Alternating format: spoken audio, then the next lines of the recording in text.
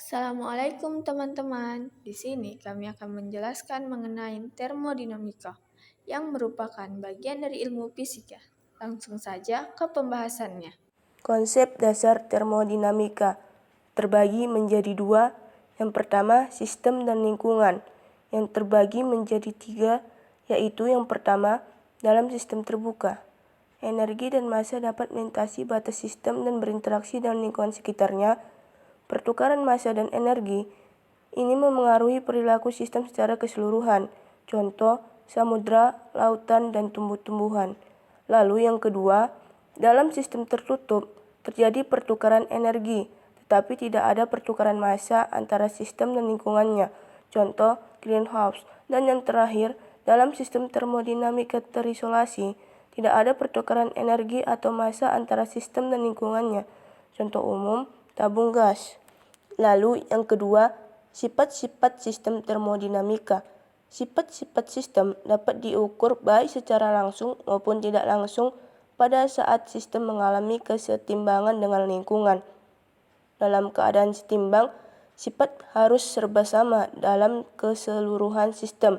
Misalnya, hanya ada satu nilai suhu saja. Sifat sistem sebagai materi ada dua, yaitu yang pertama intrinsik, tidak bergantung pada massa, contoh suhu, tekanan udara, dan massa jenis. Yang kedua ekstrinsik, bergantung pada massa, contoh berat dan volume, energi dalam, dan entropi. Sistem termodinamika melibatkan gas ideal.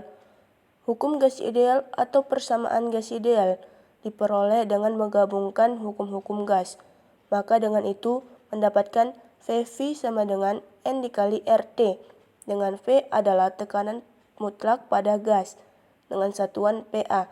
V adalah volume dengan satuan meter kubik.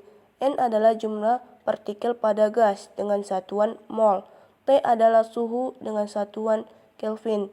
R adalah 8,31442 J dikali K pangkat min 1 dikali mol pangkat min 1 dengan satuan konstanta gas ideal. Proses termodinamika terbagi menjadi 4, yaitu yang pertama, proses adiabatik. Proses adiabatik adalah proses termodinamika di mana tidak ada panas yang masuk ataupun keluar dari sistem. Kemudian yang kedua, proses isobarik. Proses isobarik adalah proses termodinamika yang sistemnya berada pada tekanan tetap. Artinya, tekanan sistem akan tetap walaupun suhu dan volumenya berubah. Lalu yang ketiga, proses isotermal. Proses isotermal adalah proses termodinamika yang sistemnya berada pada suhu konstan. Artinya, suhu sistem akan tetap walaupun tekanan dan volumenya berubah. Dan yang terakhir, proses isohorik. Proses isohorik adalah proses termodinamika yang sistemnya berada pada volume konstan. Artinya, volume sistem akan tetap walaupun suhu dan tekanannya berubah. Baiklah, kita lanjut ke materi selanjutnya, yaitu hukum termodinamika. Terdiri atas hukum nol, hukum 1 termodinamika atau hukum kekekalan energi, dan hukum 2 termodinamika. Pertama, kita punya hukum ke-0 termodinamika. Hukum ke-0 termodinamika menyatakan bahwa jika dua sistem berada dalam kesetimbangan termal dengan sistem ketiga, maka keduanya juga dalam kesetimbangan termal satu sama lain. Contohnya, termos A dan B yang memiliki suhu sama menurut termometer tidak menunjukkan perubahan suhu saat dicampur, karena keduanya sudah dalam kesetimbangan termal.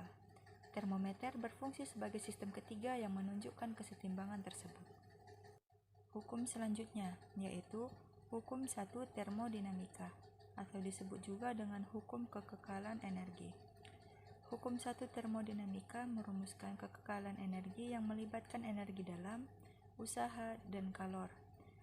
Kalor yang masuk atau keluar dari sistem dan atau usaha yang diterima atau dilakukan oleh gas mempengaruhi perubahan energi dalam. Hukum 1 termodinamika menyatakan bahwa perubahan energi dalam dari suatu sistem merupakan selisih kalor yang masuk dalam sistem dan usaha yang dilakukan oleh sistem. Secara matematis dapat ditulis sebagai berikut. Delta U sama dengan Q kurang W. dengan delta U adalah perubahan energi dalam sistem dengan satuan kal atau J, Q adalah kalor dengan satuan kal atau J, dan W adalah usaha dengan satuan kal atau J. Baiklah, kita lanjut ke materi berikutnya, yaitu aplikasi hukum 1 termodinamika yang terbagi menjadi 4. Yang pertama, proses adiabatik.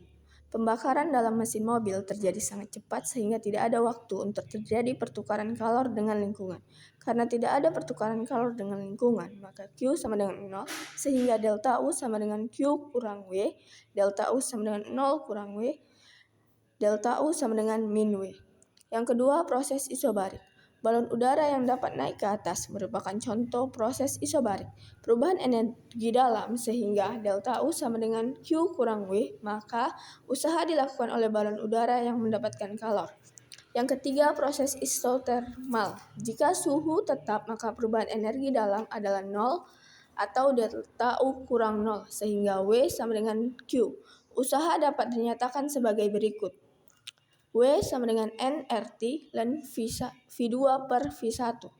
Yang keempat atau yang terakhir, suatu gas dipanaskan dalam wadah yang kaku. Usaha yang dilakukan pada dan oleh gas adalah 0, sehingga delta U sama dengan Q. Semua kalor yang diterima oleh sistem untuk menaikkan suatu suhu sistem. Kita masuk ke hukum yang terakhir, yaitu hukum 2 termodinamika. Hukum 2 termodinamika menyatakan bahwa pada proses spontan atau proses irreversibel, entropi dalam sistem terisolir bertambah. Entropi merupakan ukuran ketidakteraturan suatu sistem. Makin besar ketidakteraturan suatu sistem, makin besar entropinya.